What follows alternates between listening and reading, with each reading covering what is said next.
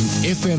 Since 1998, Lanco Group has been providing superior civil engineering solutions and advice to developers, local government and service authorities across Australia.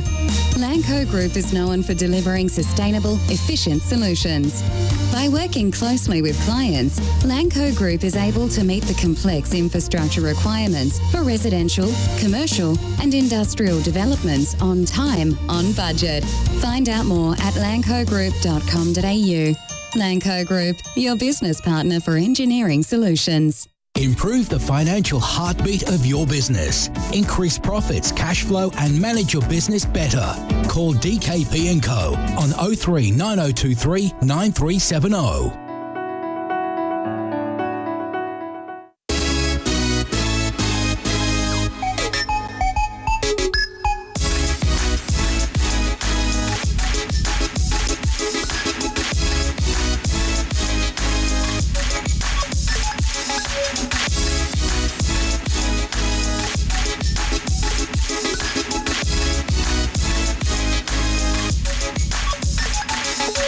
Hello everybody and welcome back to the NPL Victoria Pod here on FNR Football Nation Radio. Nick Tabano and Lachie Flannigan back in the studio.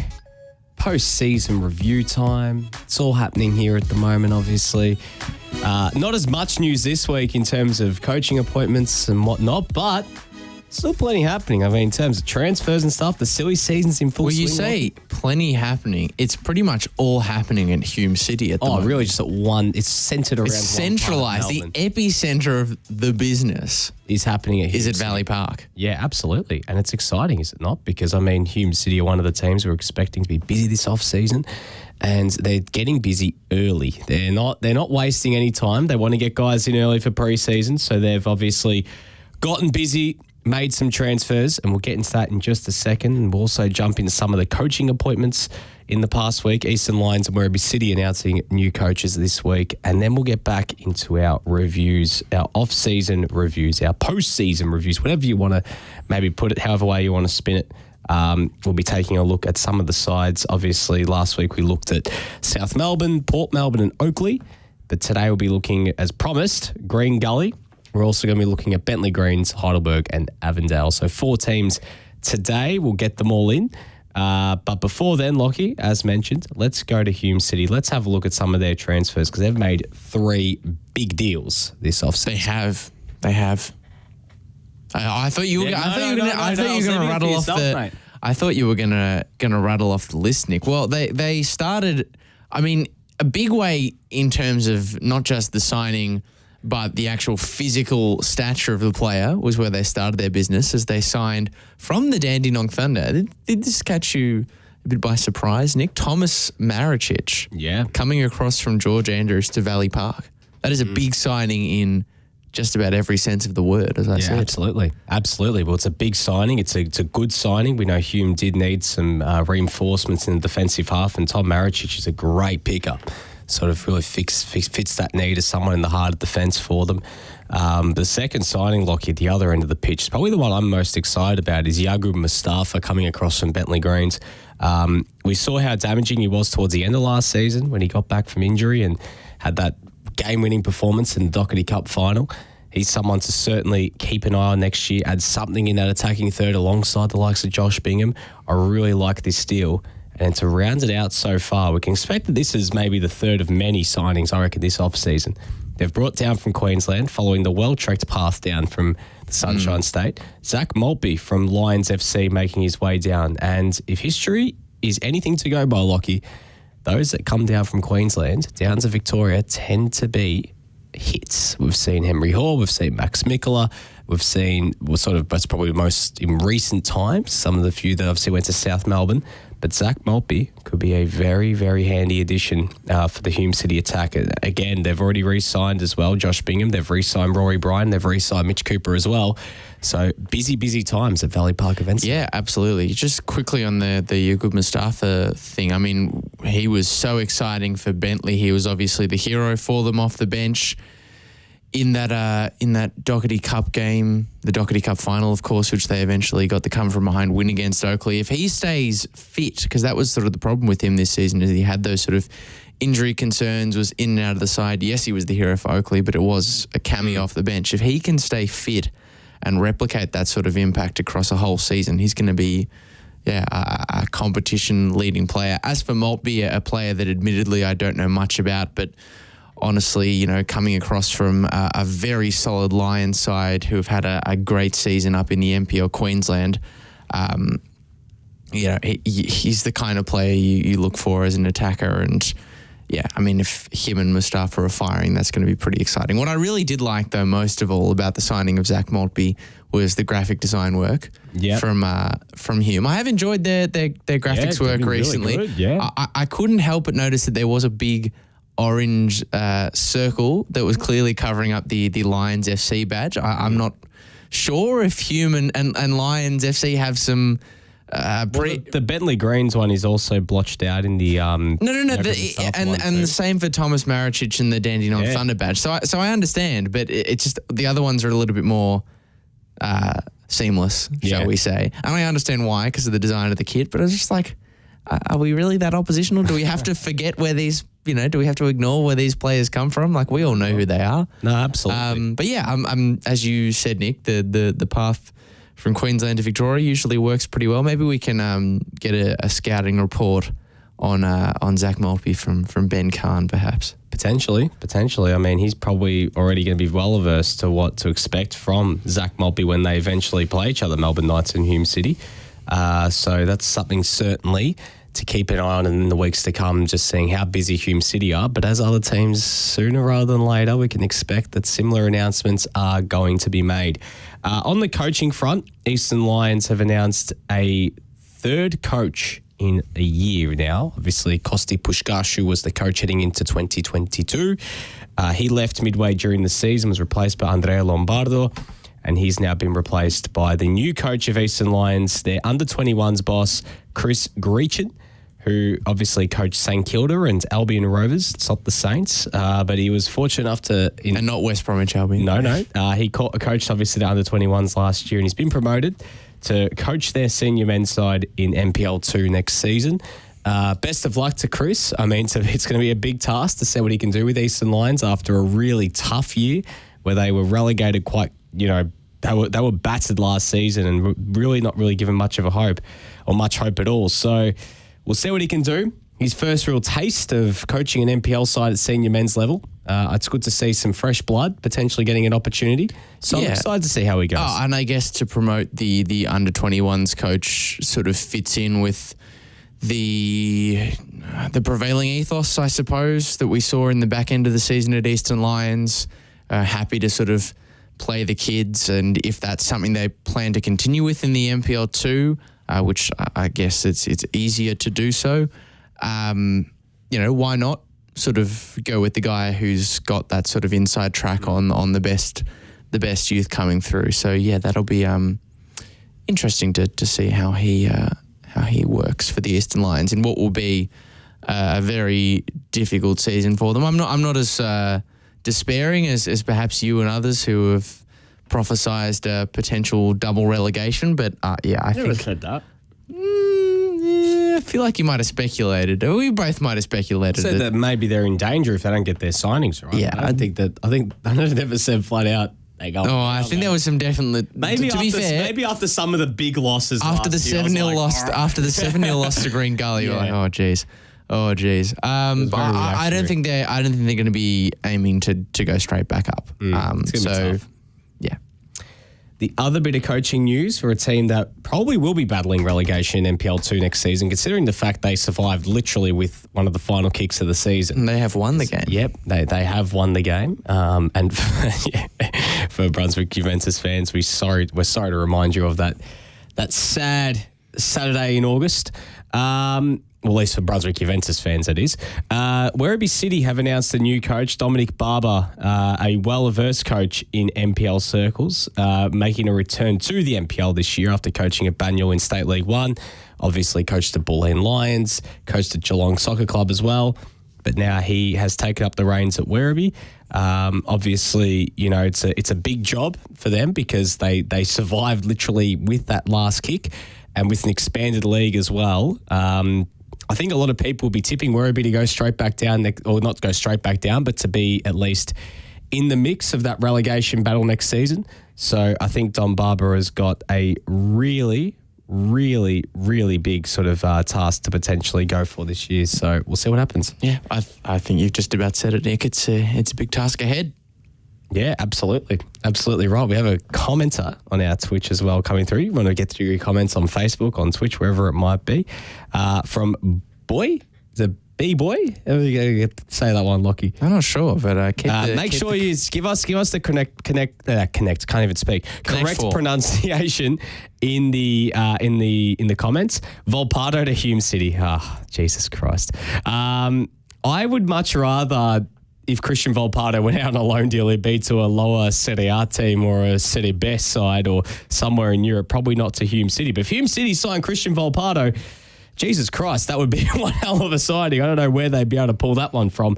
But no, Volpato definitely not to Hume City. Actually, apparently it's from YouTube. Sorry, I've only seen the screenshot of it because as people may have said, it's the TNC NPL Victoria podcast crossover, and the second that Josh Parrish saw it on YouTube, he sent it straight into our chat and said, "Get on this." Are we sure that it'd be quite a thing for Christian Volpato to go from the Stadio Olimpico to the Stadio Broadmedico? That would be playing at Campbell Reserve next year. That would be quite something. Yeah, playing at Campbell Reserve next season on away days against Moreland City, it would be something.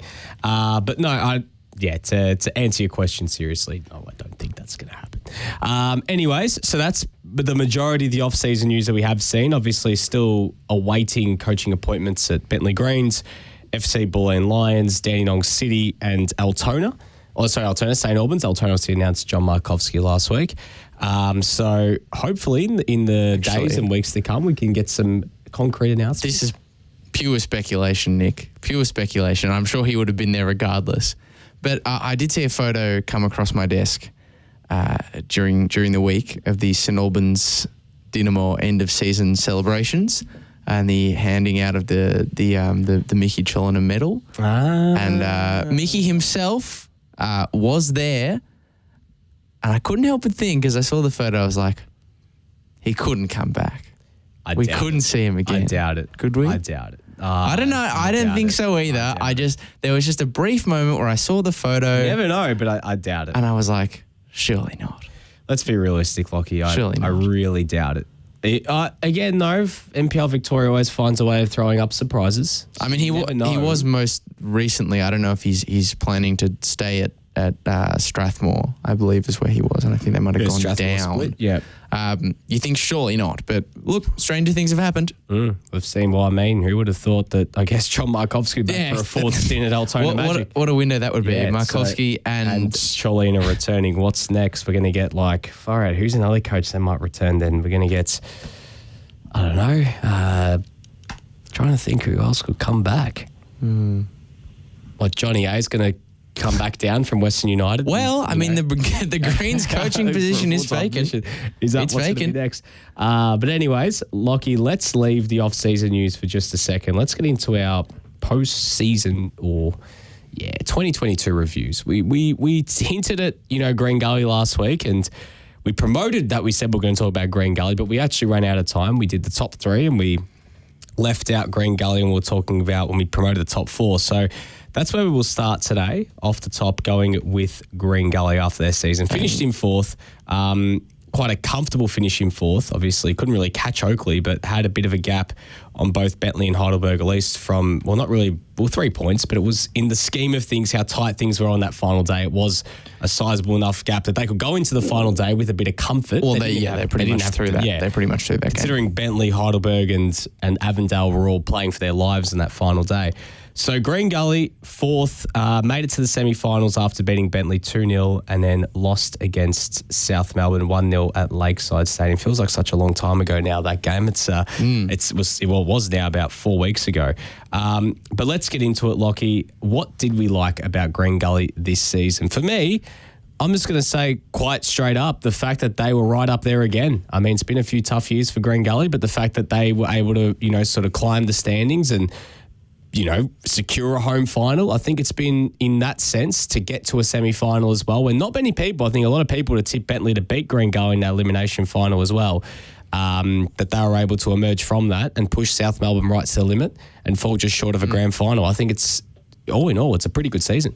Yeah, and I think that's very fair. I mean, it's easy to forget. Yes, they have been sort of a team who have finished in finals positions on a number of occasions throughout the NPL, but 4 is their equal best NPL finish. So that's a pretty good result.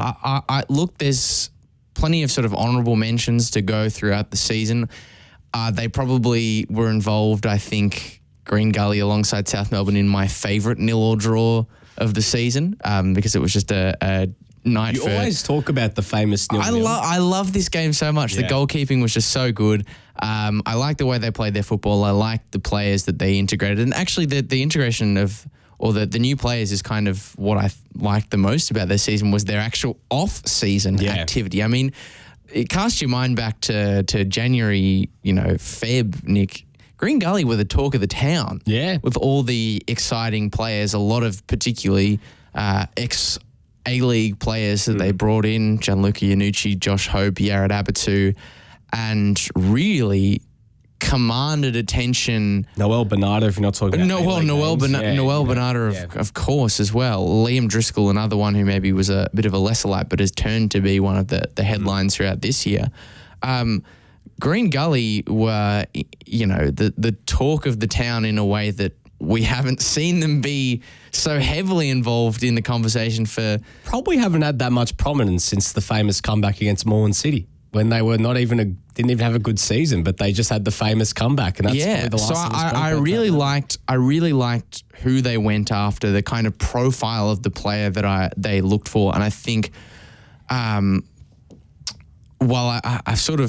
I'm going to contradict myself later when I get to talk about what I sort of want them to improve, but I think quite a few of the players that they brought in had very good individual seasons. Like I thought Yared Abatu was particularly important for them. I really liked his involvement. Josh Hope as well. Iannucci maybe to a lesser extent, and Bernardo. Yeah, I'll get to talk about him later. But that's what I liked. When they were in their off season, people were turning their heads the way of Green Gully Reserve, and it's not always the case that happens. Yeah, no, absolutely. And I mean, it was, I wouldn't call it a quote-unquote super team, but it was a very strong team that was, ready to take that next step and really compete with the top sides in this NPL competition. Because, look, I mean, last season they were 10th after 18 games, and they did not have a good year in the 18 games that were able to get off the ground last season. So Stephen Downs had a big job ahead of him to turn things around.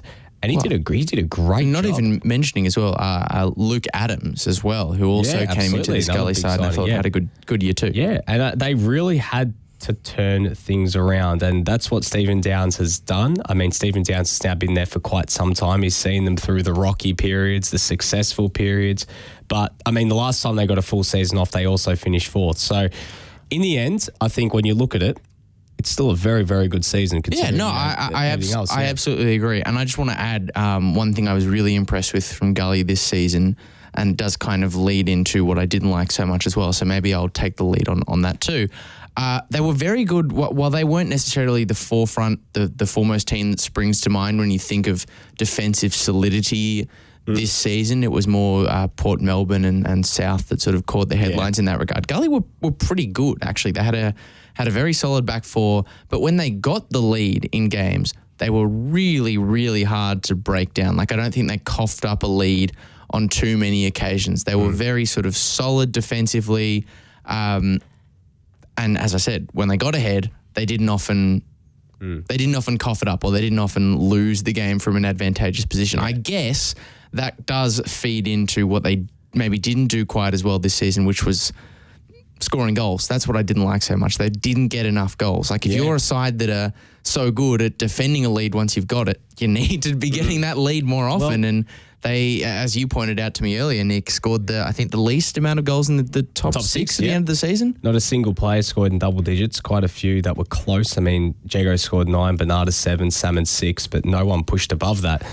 And let's be honest, when you look at the quality They should be, yeah. of their full attack-minded recruits, it should have been better than that. Absolutely.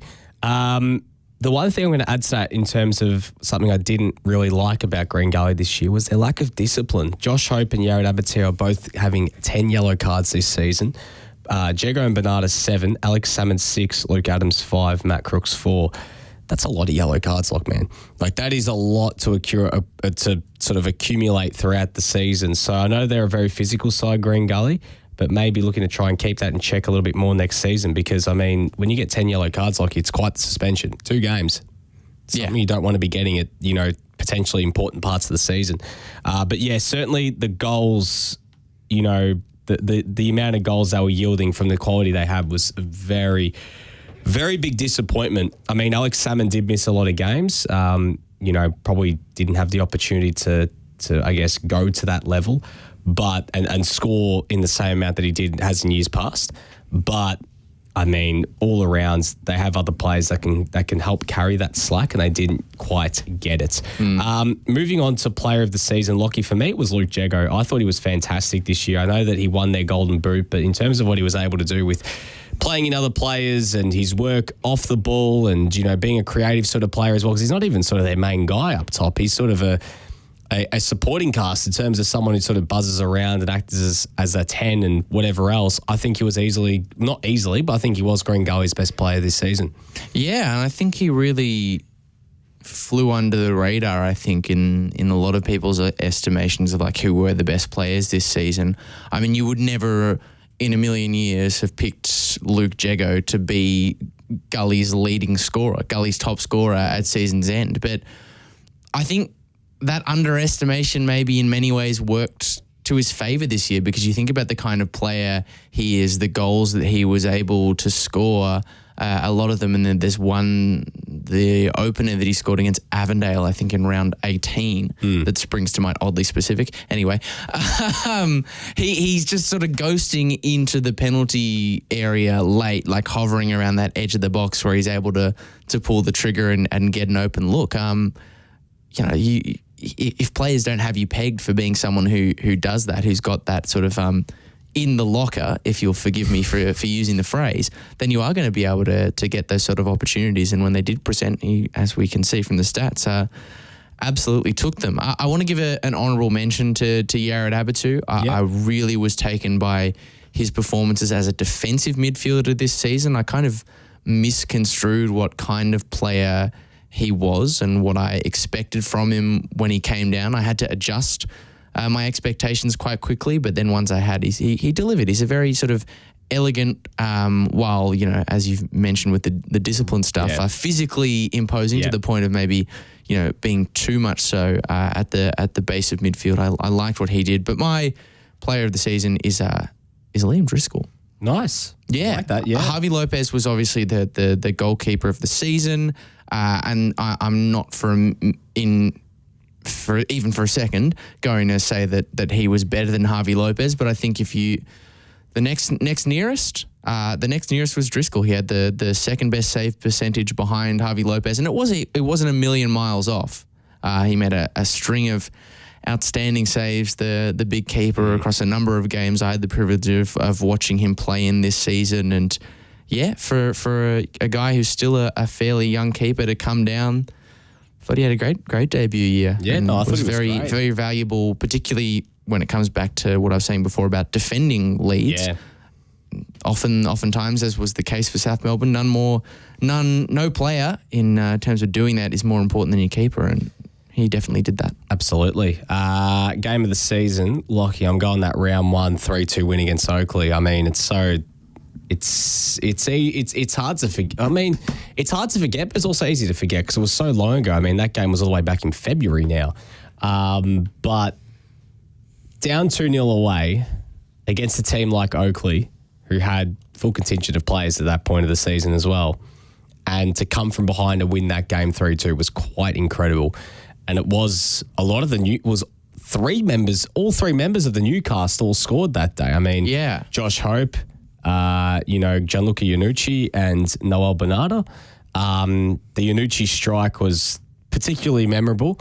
But what a comeback it was, and what a way to announce yourself on the new season as well by getting a win like that against a team like Oakley, straight off the bat. First game of the season. Absolutely. And that was an incredible, incredible win.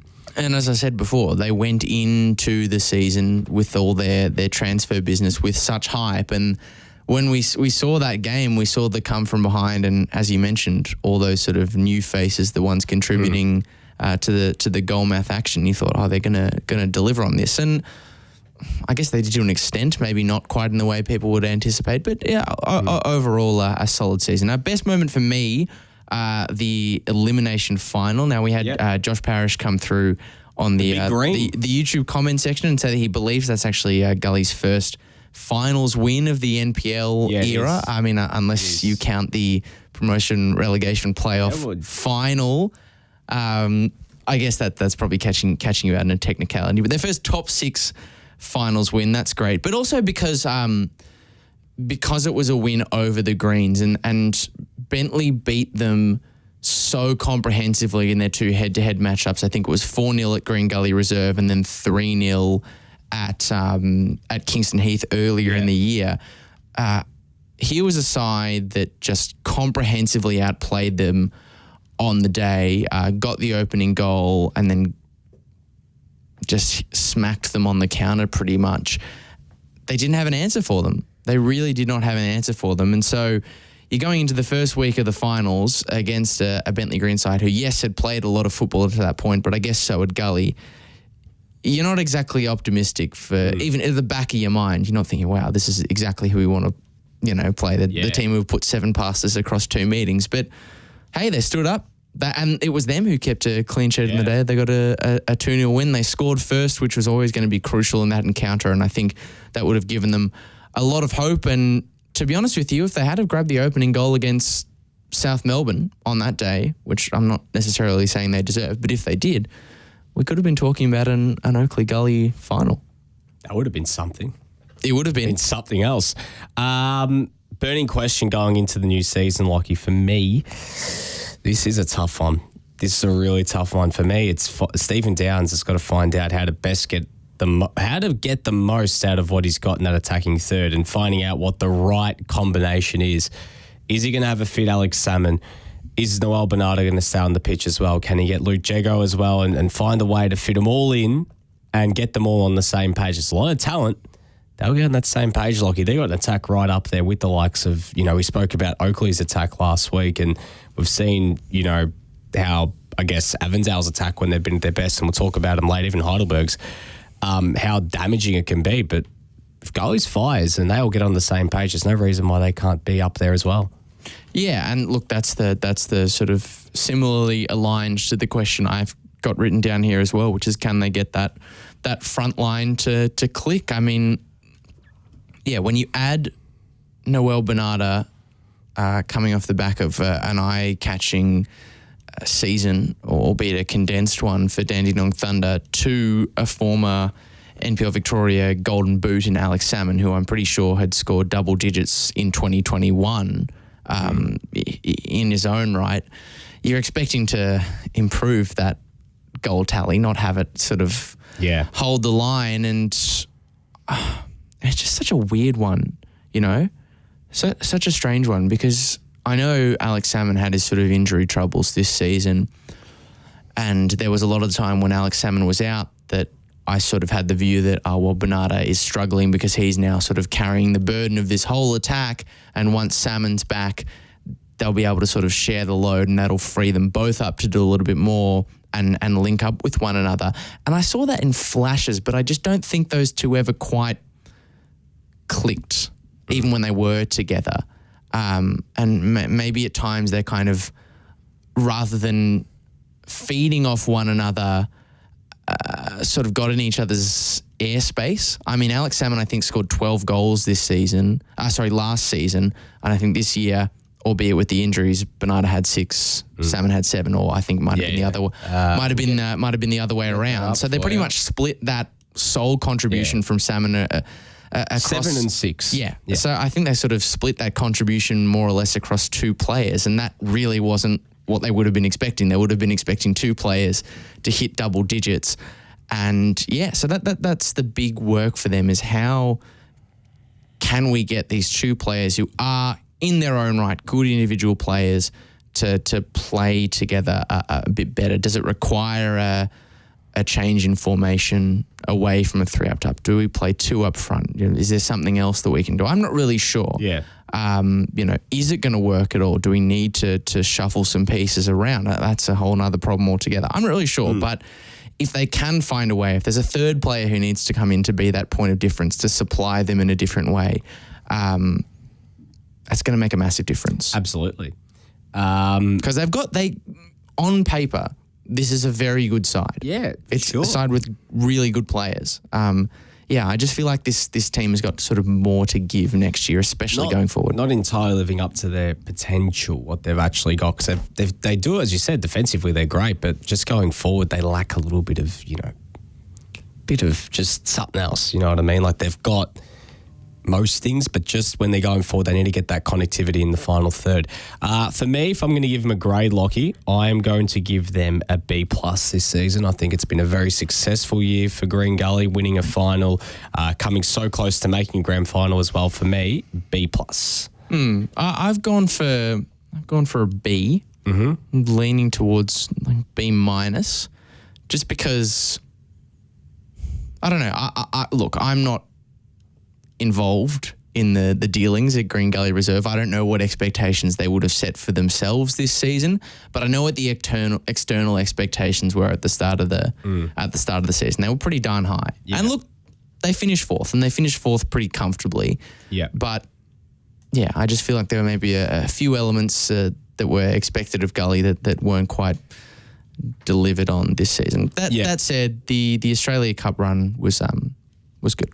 I guess no. I think they I think they should have made the quarters. That's true. Actually, they really choked. No, that's true. In that round of 16 game, I think they'd be very disappointed they didn't get at least to the quarterfinals. No, and you know what? No, I stand corrected. And you know what? Let's put it bluntly. They beat Peninsula Power and come up against Sydney United in the quarterfinals. What's to say that? I know Sydney United's in the final this weekend, but what's to say? Should have been me. That's what they're saying. Yeah. It could have been Green Gully waving the flag. Admittedly, that would not have been nearly as exciting. but yes, I see your point. Excited for us. What do you mean? It's an NPL Victoria team in the final. Let's move on. Let's go to Bentley Greens, the other green. It's a very green kind of feeling around at the moment. Let's go to them. 5th this season, 12 wins, 6 draws, 8 losses. Snuck into the finals, but won the Doherty Cup. Round of 16 in the Australia Cup after, beating Broadmeadow Magic and then falling against Sydney FC, a very competitive game against Sydney FC, mind you. But obviously in the finals fell 2-0 to Green Gully. Nick Tolios out the door. They parted ways with him. They're on the lookout still for a new coach. But before we get to the lowlights, let's get to the things we liked. And for me, it was Bentley Green's never say die attitude. They were never quite out of a game and they always found a way to finish games strong, pinched quite a few results in that manner. And the belief in that squad was unbelievable, which was really evident in that Doherty Cup final. Yeah. I put it even more specifically than that, but it links into the sort of broad ideals of what you've put there. Just the comeback in the Doherty Cup final speaks exactly to the heart of what you're saying. That game wasn't necessarily theirs to win.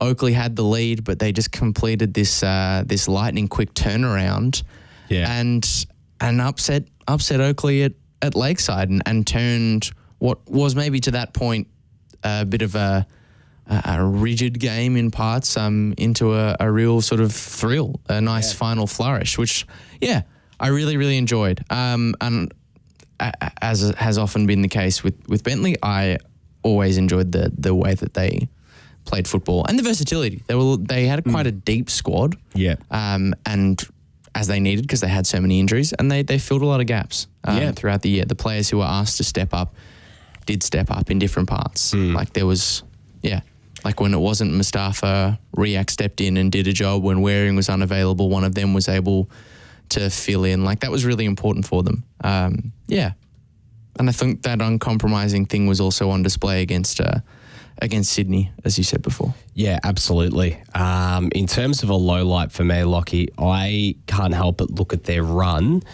in the midst of it was around the midway point of the season. I'm just getting up the numbers here, but there was a run they had where they just really started to struggle. They won only 3 games out of a possible 7, but dropped a lot of points. Actually, sorry, I'm looking at the wrong. Sorry, here's the actual one. They won 1 out of 7 games, and to go further than that, they won 2 out of a possible 9 from a run from the end of April to the end of June. Now, in that run, they lost against Oakley, they drew with Altona, they lost against Port Melbourne, drew with Avondale, lost to South, drew with Heidelberg, drew with St Albans, drew with Hume, and only recorded wins against Dandy City and Melbourne Knights, which really set them back in the race for the top 6, and obviously really pulled them back into the hunt, and they had to sort of go on a bit of a run after that, which they did to their credit.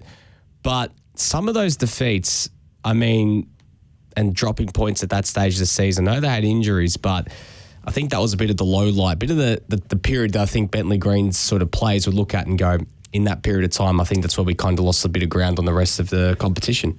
Yeah, absolutely. And I think, the thing that I sort of had as what I didn't like, which again is interrelated to what you've just said. You're talking about a bunch of different injuries, specifically Piers Waring's injury. He was having such a great year. He hit 8 goals. I think he still ended up as the leading scorer for Bentley, despite missing 10 games in the season, or I think 9 games in the season, as he hit 8 in 16. Only returned at the elimination final stage, and you just wonder. Yes, I've just praised their depth and said that other people have been able to fill in and do the job, but they were operating with players who are maybe like makeshift strikers, not necessarily first choice strikers. Like Riak, yes, he's got that incredible vertical leap that does make him suitable, and he's got the physical presence to be a line leading player, but I think he's more suited to being a winger. And Mustafa, Drutus, who we saw experimented with a run as sort of like a false 9 kind of player, none of them could quite do the job that Piers Waring did. And if he had have stuck around, you might have thought that maybe, the Greens might have been, I'm not saying a more competitive outfit, but might have been challenging for maybe even top 3 or top 4, rather than just like battling to get into the 6. The other disappointment, it's, it was the best moment for Gully. It's probably the worst for Bentley. Like they probably would have been, and maybe it was the weight of expectations. Maybe it was expecting to beat Gully. They probably should have, given their recent meetings with them, but they didn't. And it sort of led the season, or started. It was the first step on the season, sort of ending in a sour note with the eventual departure of Nick Tolios. Yeah, absolutely. And I think because they were timing their run so well going into finals as well, it seemed like, okay, they're starting to hit their straps, and then unfortunately for them, it just didn't work out. Player of the season, Lachie. Now, I said before the show that I'd go Ajak Riak, but I've actually changed mine. Special shout out to Ajak Riak, by the way. He had a great year. But I am going to go a little bit further back. I'm going to say George Lambatouridis, just for the fact of how he filled in, not only as a 6, but also in the heart of defence. Especially towards the end when Ben Carrigan missed a few games and he had to fill in alongside Jack Webster. I thought Lambatouridis did a really good job. And for me, I think he was their player of the season. Also a shout out to Corey Sewell, who did actually win the award. He was quite solid in fullback this year as well. Yeah, I just want to add to in terms of moments, the return from injury, which you were there for, of Christian Cavallo. What a time that was. And hope to see. We didn't see too much of him after that point as well. Had a couple of weeks back in the side and didn't feature as consistently after that point. Hopefully we see more of him next year, because he is great, and as you got the privilege to call it, is his return and his goal on return. So that's his NPL return. The Australia Cup was when he made his. Yes, but we'll take the credit as the proper return. The crowning moment. But I'm gonna stick with who Bentley voted as their player of the season and go for Corey Sewell. Again, with the injuries, with the amount of football, something that was really important for them was versatility, and we saw Corey Sewell drop into both that defensive midfield role where he was able to score like the occasional goal alongside George Lambatterides, and mostly this season actually at fullback, which we've seen him play central defender before. I've seen him play in defensive midfield plenty of times and do a good job there. But he dropped into right back, and when it first happened, I was like, is that sort of the best use of his talents? Like, is it going to sort of lead to a drop off? But no, credit to him. They dropped him into fullback. Always going to be hard when your opposite fullback is Jacob Alexander, someone who sets the standard in that position. But he did a really good job and good enough to win their player of the season. And I think, if you're good enough to win player of the year in a position that's not your preferred, you must have had a pretty damn good season. Yeah. Game of the season for Bentley, I'm going to say that 3-2 win against Oakley on a Monday night. It was a really good turnout at Kingston Heath. And really, I know that, again, I know Oakley had a lot of players out that day, but Bentley played on another level that evening. And they were coming off that Australia Cup win. They were playing with some confidence. And I'll tell you what, it was a great result for them. And as mentioned, the Christian Cavallo comeback in that game as well and scoring the sealer. Just a special night at Kingston Heath. I thought that was Bentley. Well, it was probably their best win in terms of opponent this year. But for me, that is their game of the season. Honourable mention to their game they actually lost against South Melbourne at Lakeside Stadium. I think it was 3-2 to South, but just the quality of the goals in that game. There was like 3 or 4 worldies, I think, in a single game, and they scored good goals throughout the. That was probably another thing that I really liked, is they just scored so many good goals.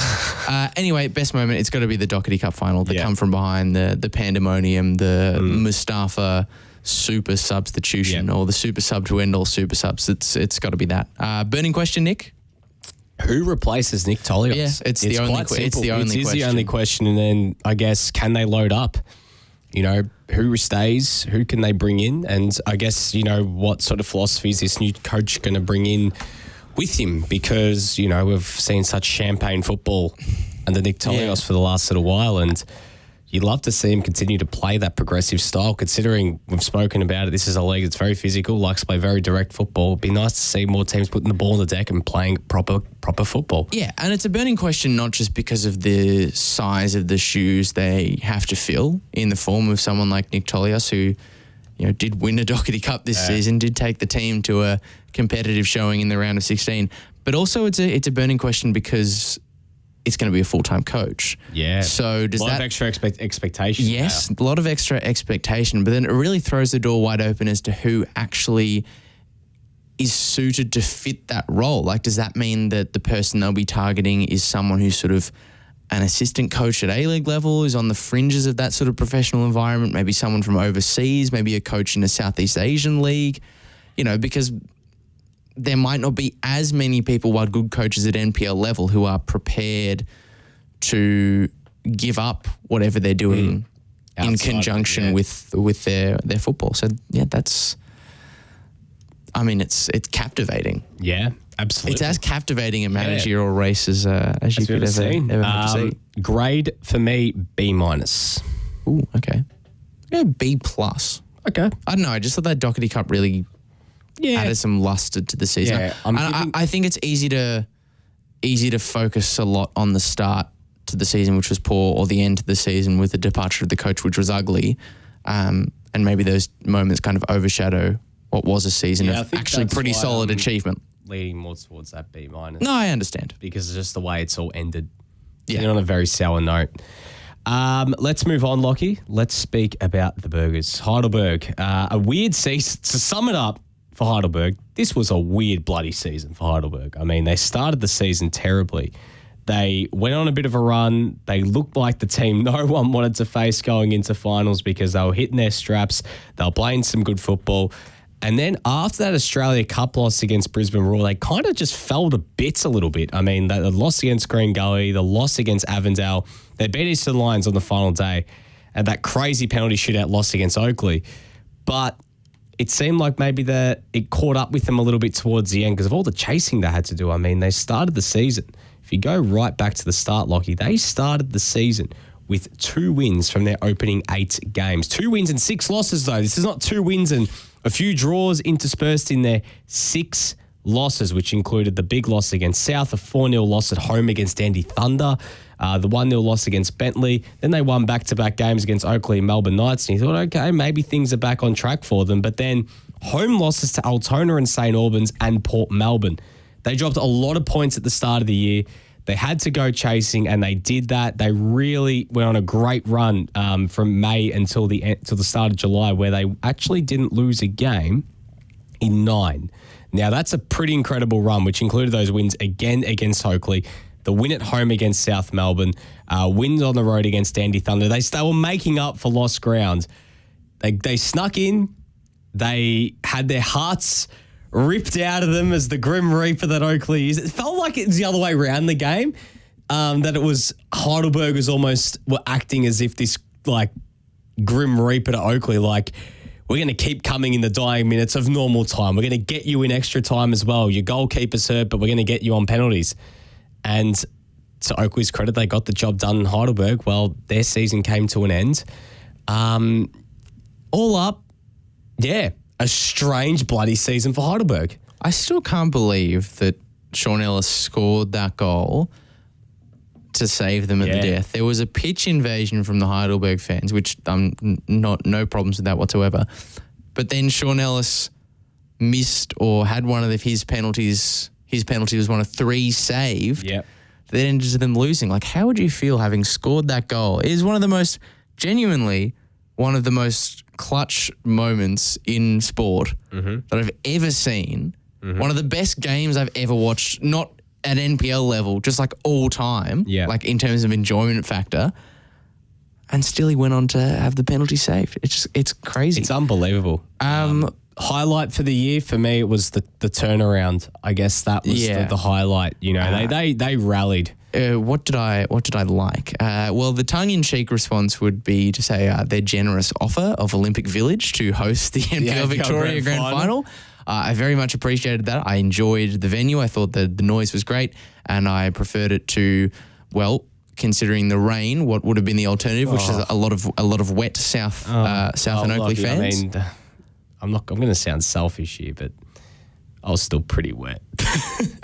No, I'm not giving that any airtime. If you didn't bring an umbrella, that's on you. But what did I like in a serious sense? Well, I kind of talked about one of the elements earlier. Some of my favourite moments this season, when I'm picking it out of the memory recall, I can remember the noise of Heidelberg fans while it was happening. They're fans. They're a vivacious, enthusiastic bunch.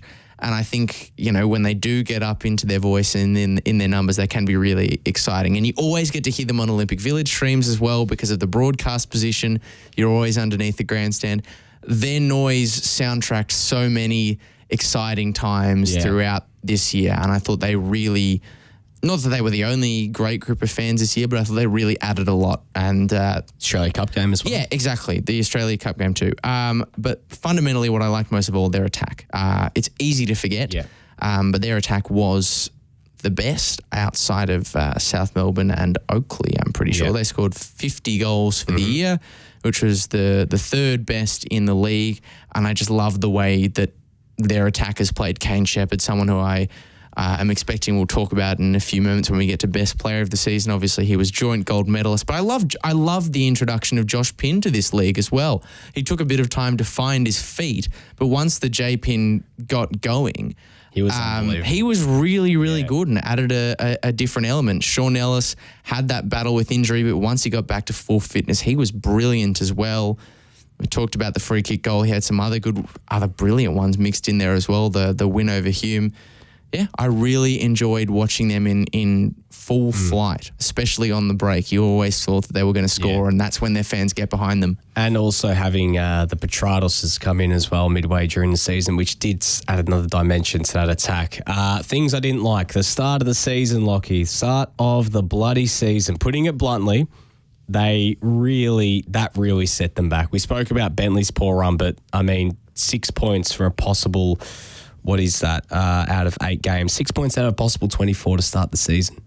That is nasty, really nasty. And they were looking at that point gone. Like, I honestly thought, Jesus Christ, they couldn't be in the relegation battle, could they? Like, surely not. But they found a way to turn things around to their credit. But just that starts the season, because if they were just a little bit more consistent at the start of the year, Lachie, we could have been talking about a home final for them. They were only 3 points off Green Gully, potentially even, dare I say, are pushing for the top 2 as well. Maybe. That is 15. That is, 12? No, that's 18 points dropped. 18 points dropped in the first 8 games of the season. That is a lot to make up. Yeah. Especially you got ambitions that Heidelberg do have. That's fair. And a big part, and what I didn't like this year, what I didn't expect this year, frankly, a big part of that difficulty to start the season was their home form. Yeah. Across that stretch. So you're talking about the amount of points they dropped. They dropped so many of them at home, at Olympic Village, the one place where you expect a side like Heidelberg with the raucous atmosphere. I said that they do bring both home and away with Berger fans. You expect that place to be a fortress, and it wasn't. They had one win in the opening 6. I think it was against Oakley, who at that time had a bit of a shaky start to the season. But in that stretch of one win, they also lost to Altona, they lost to St Albans at Olympic Village, and they drew with the Eastern Lions. Yeah. These are just not things. The Eastern Lions. These are just not things that can happen if you want to be a top 3 or continue your sort of reign of dominance and prevalence in the competition. And they were really hamstrung by those games at home, which is absolutely the place. There's somewhere that you expect Burgers to maybe struggle or have a rough patch. It's on the road, but it was an Olympic Village that turned out to be their enemy at the start of the season. 17 points out of a possible 39 from home this season. They had the 9th best in the league, and even in the back half of the year, the important games they had at Olympic Village, the game against Green Gully, where both of them were coming off Australia Cup and a little bit gassed, they lost 2-1. And then the week after that, Avondale trying to keep their season alive at Olympic Village. Heidelberg pretty much, ultimately Avondale didn't make the finals anyway, but could have put the nail in the coffin there and then, which I'm sure they would have loved to do. Yeah. And they got pelted by Avondale. Yeah, they did. They got spanked. But to their credit, Heidelberg had the tie for the second best road record in the league. So only goal difference separated them in Oakley and South from Heidelberg in the. Well, they didn't have much of a choice. Yeah, so their form on the road was brilliant, but just at home, Jesus, it would have been nicer if they got a few more points at home just for their sake. Player of the season, it's quite simple, is it not? Kane Shepherd, gold medal winner. I mean, right up there for the Golden Boot this year. A really good season after returning from the land of A-League Men's. A great pickup for them to lead the line. And this is an area for Heidelberg in the last 2 seasons. I know we didn't get a lot of football away in the last 2 seasons, but they struggled for goals. Last season, I mean, Owen Ashton, Luka Ninkovic were their tied top goal scorers, bit of a tongue twister there, with 4 goals apiece.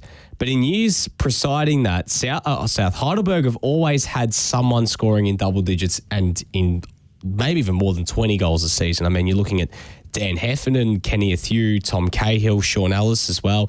They are known to have guys who score in large amounts, but they just didn't have that in the last 2 seasons. But this year, Kane Shepherd's come in, he's fixed that for them, and he's been brilliant leading the line. And all around, just not even his work as a goal scorer, but just bringing other players into the game. I thought he was, in my opinion, right up there with Harry Sawyer as one of the best, probably close to Harry Sawyer being the best number 9 in the league, not just because of the goals, but because of what they could do when they had the ball at their feet. Yeah, and I think in the end he probably had 7 or 8 assists, like he was in the 20 for just score involvements for goals and assists combined. And he did it consistently over the course of the season. Like, he didn't go any longer than 3 games. He never really had like a prolonged drought. He didn't go any longer than 3 games without scoring. He only had 1 hat-trick and like no braces. So he was scoring just like goals throughout the course of the season. And yeah, just, you don't expect someone of his size and stature to be this like wonderfully incorporative player. But that's what he was. Like, he has, I really hate that I'm about to say great touch for a big man, but genuinely some of those goals that he scored where he had a crossfield ball that he just plucked out of the sky and then put it away with his second or third touch. I mean, that is reflective of what he was this season, just a really cultured player who was able to score himself but also set up for other people to get involved. And it speaks to the quality of the season that he had, that Joe Knowles, who everyone was talking about, everyone was clamouring over, got his move to the A-League, scored against Leeds, obviously. In the eyes of the referees, he was as good a player this year. And honestly, I think there should be A-League men's clubs looking at Kane Shepherd. I think he's not done at a top level. No, it's a big call, but I genuinely think that as a short-term option or someone looking to get someone in, Kane Shepherd should be right at the front. If you needed like an injury replacement or something. You need someone literally to come in just if you're desperate mid-season, you need someone to come in. Kane Shepherd, you can do a lot worse. Yeah, and even if that's not the case, Nick, it's the kind of player where you look at him and you're like, if he doesn't make it into the A-League and isn't able to work it back, because sometimes the A-League is such that you can be a really good player at NPL level, but there are certain things that aren't going to allow you back in if you've maybe had enough chances or you're just not the kind of player that an A-League team is looking for. There are myriad factors that can work into it. He turns 29 in November. It's not like he's completely over the hill. And when he was at Newcastle, I mean, he only scored 3 goals, but I thought he was actually okay for them. Yeah. I thought he was a decent player. He barely got in the pitch for Western United. I genuinely think that there is a lot more that he has to give in this game at a top level. But even if he doesn't get that chance. Absolutely. What I'm trying to say is he's the kind of player that makes me excited for a national second division. Like you think about the cream of the crop making that step up into a national comp, and Kane Shepherd is almost, if he doesn't get back to the A-League, the first kind of player that I think of. I can't wait for someone like him to get his due reward at a national level, regardless of whether that's at the A-League or in a national second competition, because we deserve to celebrate more of these players who are at this level, the top of the pops. No, absolutely. I couldn't agree more, Lachie. Game of the season for Heidelberg. I'm going to go that 2-1 win against South Melbourne, Olympic Village. The comeback, the last-minute winner, the scenes, the jubilance. It was a great day at Olympic Village. And, I mean, Ivan Franjic coming up in the 80th minute to score the winner and in that come-from-behind win. It really announced that South Heidelberg were back and they meant business and they were right in with a chance to potentially, get right into the finals race, which they did. And to do it against a team like South Melbourne that we know this season didn't drop a lot of points, for me, that was their best game of the year. Yeah, and look, the best game, if you want me to answer best game they were involved in was the elimination final against Oakley. Yeah. That's an easy one. The best game they won, it came a couple of weeks after that. It was round 17. I think it was the Queen's birthday holiday. If it was against Oakley, you do know it was a public holiday because they love the public holiday game. It was the Queen's birthday public holiday. It was a Monday afternoon, 4:30 kickoff. It was the two teams at the time in Heidelberg and Oakley who had the best sort of runs. They were both on massive unbeaten streaks, and you sort of had a lot of expectation for whoever went on to win that game. And they went down inside the opening 20 minutes and then just sort of roared back. They got an equaliser through Sean Ellis, a really well taken goal, and then Josh Pinn and Kane Shepherd in the second half just came flying out of the blocks, scored 2 in quick succession, and it was like this perfect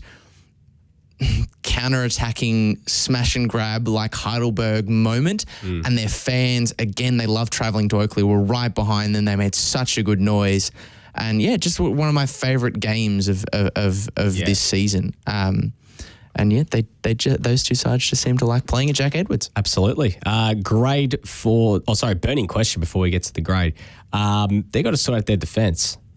They really need to sort out their defence. If they're going to play counter-attacking football, they got to sort out exactly how they're going to play, that defensive half, because they were a bit leaky, especially towards the end of the season. I think that's a bit of a concern for Heidelberg. I think for me that's the burning question. Whether they can get, they have such a good attack, but they just got to sort out what's happening on the other end of the pitch.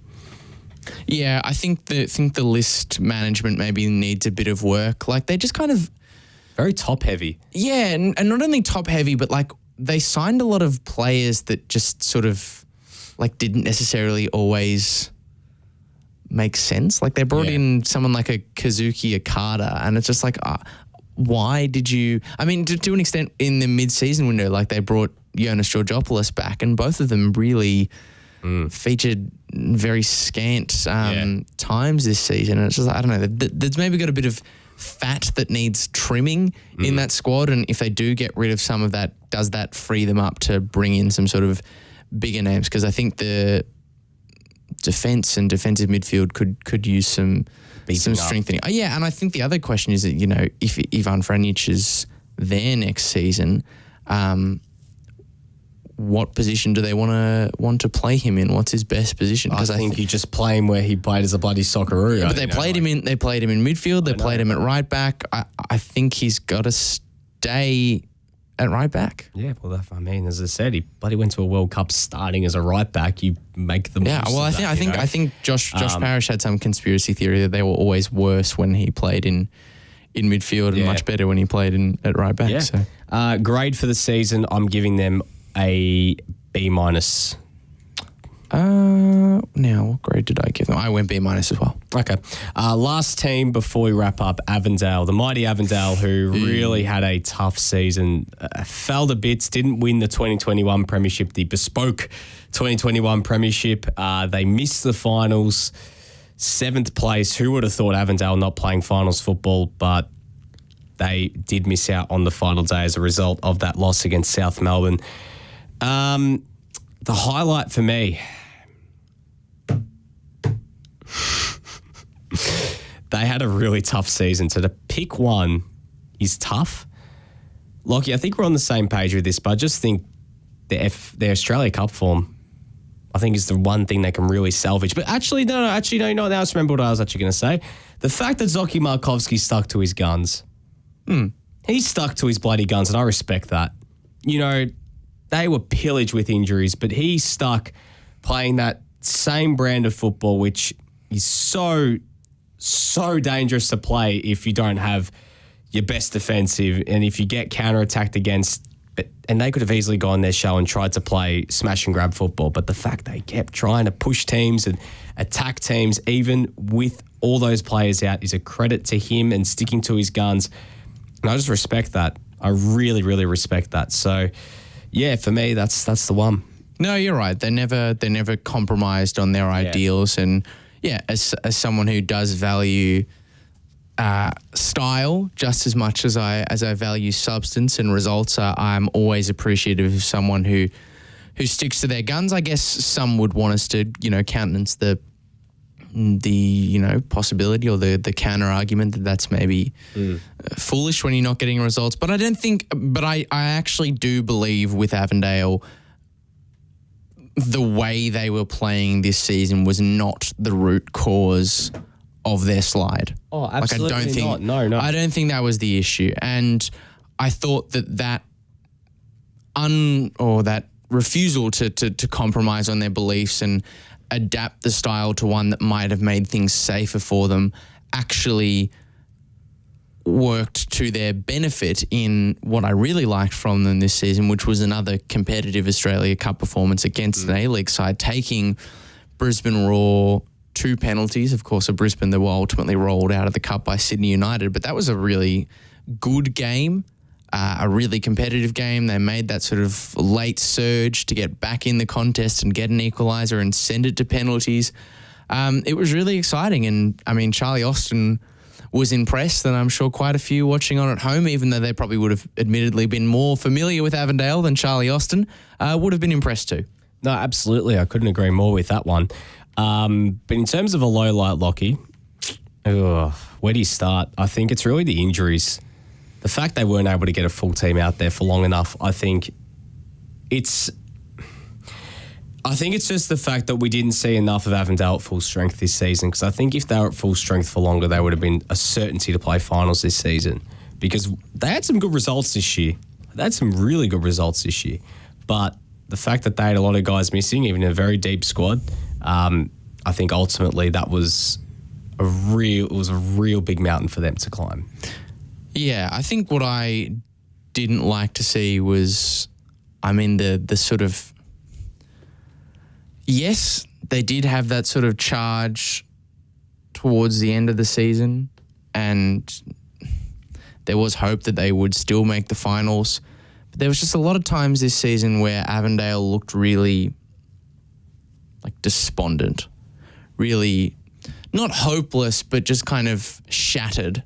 Yeah, by what the spirit was shattered. Yeah, I was there when they lost the chance to win that 2021 title, losing to Port Melbourne in the regular season, and the players were just mentally wrecked. And look, there's an argument to suggest that, that fair enough. Some people don't necessarily agree with the decision to take it to a bespoke solution in the first place, and maybe that's what listeners might not have liked. But,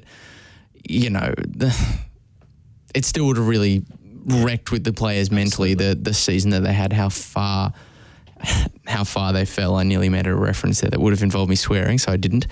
The sort of lack of hope that we saw at times throughout this season, other than the injuries, really, I think was disappointing. Yeah, no, absolutely. I think, the fact that it would have been weighing on them, and they knew that if they lost, oh my God, we're going to be the laughingstock of Victorian football. And because so often Avondale's strength comes from the fact that they don't, let's face it, they don't have a lot of support from outside. They're very Avondale, but they take strength from their internal. Yeah. And they know that everyone's against us, and that's kind of what gives us strength. We feed off it. It feels like this is the year where it all finally sort of got to them, and their armour was sort of finally pierced, I guess. Yeah, absolutely. It's a tough year for them. Very tough year. Player of the season, we were debating this beforehand. It's so hard to pick one because of the amount of time so many players miss. But I'm going Christian Trzeski. He played basically every game this season. He was a fulcrum in the middle of the park for them. I thought he had a great season. Just basically due to consistency. I really liked what I saw from him, even beyond the fact he just was out there. But when he was out there, he was very, very damaging. So, Trzeski for me. Well, he's almost like the player of the season by default in the sense that he just was the only player who logged enough games to actually be in contention. I think hate saying that though. You almost feel bad saying no. Look, I don't want to take away the season that he had. I'm not saying that he played poorly, but he did play more games than any other player. I think 2 more than the next nearest outfielder. So that's significant. 2 or 3 more, in some cases, even greater than that, than many other players in the squad. But he did still have a good year, which I think was overshadowed by the poor performances of the team as a whole. I liked what we saw in patches from Manny Agwek as well. I thought he was a pretty lively presence up front. Obviously grabbed 6 goals for the season in the league, a few more in the cup, a handful of assists too, and some pretty nice goals. So something that he might be able to build on. Yeah, absolutely.